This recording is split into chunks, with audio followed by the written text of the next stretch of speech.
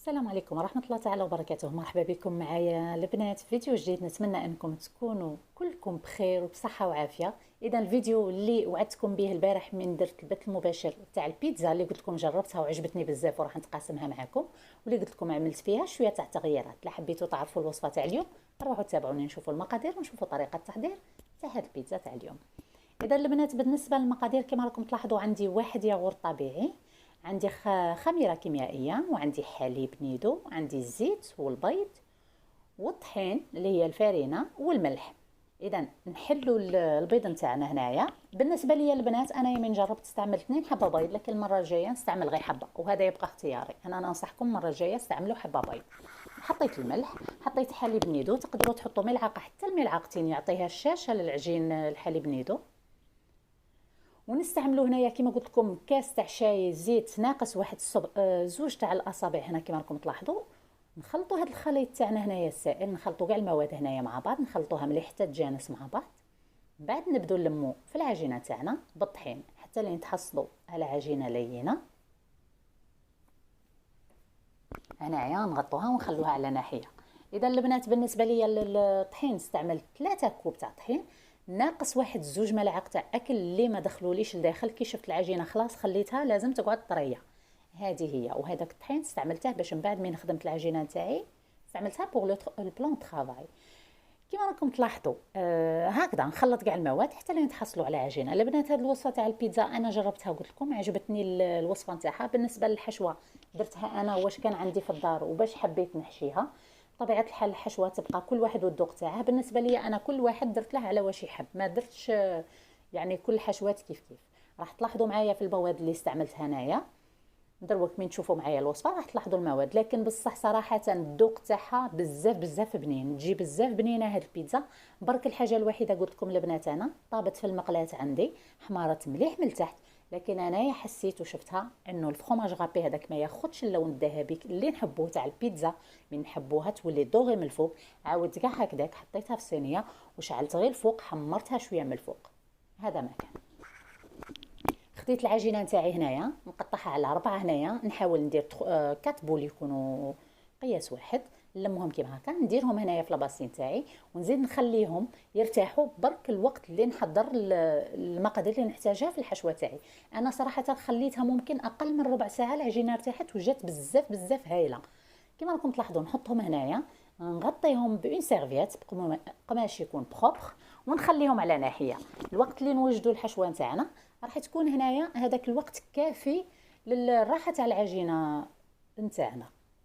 اذا البنات خديت هنايا نصف علبه تاع صلصه طماطم، ملعقه تاع معجون طماطم خلطتهم مع بعض، حطيت لهم ملح، حطيت لهم فلفل كحل، حطيت شويه تاع زعتره وحطيت شويه تاع زيت. خلطت هاد المواد مليح. ما تنسوش تحطوا شويه تاع سكر باش تقلعوا لاسيديتي تاع الطماطم.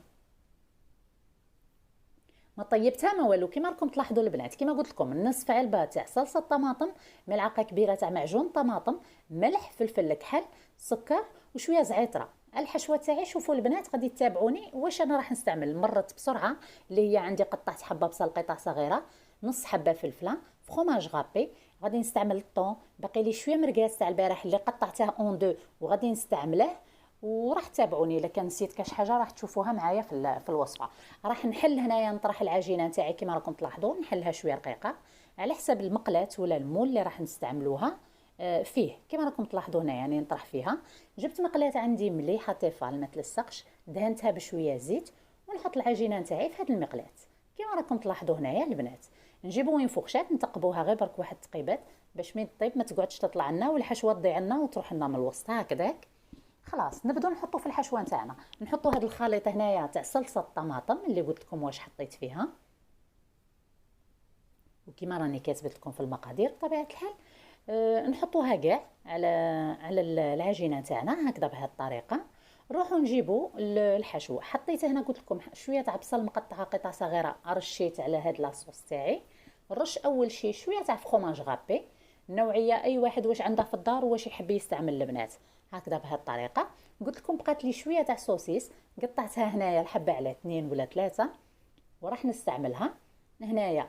اذا الفلفله قلت لكم نص حبه تاني قطعتها هكا ديلاني رقاق راح نحط الفلفله ونحط هذيك الكميه تاع لي سوسيس ولا المرقاز، كل واحد وكيفاش يقول له. اذا هادو لي سوسيس انا كانوا باقيين لي وهكذا درتهم في البيتزا خير، باسكو كيبقوا شفتوا الواحد تبقى لنا حاجه مرات ما نحبوش ناكلوها، استعملتهم في وصفه ثانيه وتجي بنينه بزاف بزاف هكذا بهذه الطريقه. اذا ما راحش نرموهم بطبيعه الحال. حطيت كما راكم تلاحظوا هنا لي سوسيس تاعي، عندي كميه تاع زيتون كاين اللي خليته حبات اونتي وقطعت واحد شويه حبيبات هكا دي مغسول رشها على البيتزا نتاعي، ونعاود نرش عليها لو فرomاج غابي البنات. اذا انا هذه قلت لكم درتها بشويه فلفله شويه بصله شويه سوسيس والزيتون ولو فرomاج غابي. وحده ثانيه نوجدها قدامكم برك باش تشوفوها، هذه اللي خدمتها انا ثاني البنات بالصلصه كما راكم تلاحظوا نحط عليها. ما تنسوش تقبوا العجينه تاعكم باش من طيب ما تطلع لكمش وتضيع لكم لافاغس تاعكم اللي تكون الحشوه اللي تكونوا دايرينها تاع لا بيتزا. نعاودوا نرشوا عليها لو فرomاج غابي، ونعاود درت لها شويه بصله شويه فرomاج غابي. دائما تحطوا فرomاج غابي الاول. وهذه درت فيها الطونه كما راكم تشوفوا، علبه تاع طونه كانت عندي جبتها حليتها حطيت لها الطونه. وعاود ثاني هذه بالنسبه لي ولدي حبها غير بالطونه والجبن، على بها درتها له بهذه الطريقه راكم تلاحظوا. واحده اخرى درت فيها ثاني الطونه ودرت فيها خلط معاها المرقاس، ويعني الحشوه حشوها كما تحبوا وتجي بنينه بزاف. حطيتها على النار الاولى، حميت النار تاعي ومن بعد نقصت لها درتها على نار هاديه على الاربعه. انا النار تاعي 9 درتها على 4، وتغطوها البنات وتخلوها على نار هاديه. راح تقعد لكم عفوا الهضره راحت لي تقعد لكم واحد 20 دقيقه على النار كما راكم تلاحظوا. بالنسبه لي البنات قلت لكم عاودت ترفت البيتزا تاعي ودخلتها للفرن وحمرتها من الفوق باش تحصلت على هذا اللون الذهبي. يعني هذه هي الحاجه اللي غيرتها فيها. ولا الحشوه درتها على الكود تاعي انايا واش يحبوا ولادي. نروحوا هنايا نقطعوها كما راكم تلاحظوا.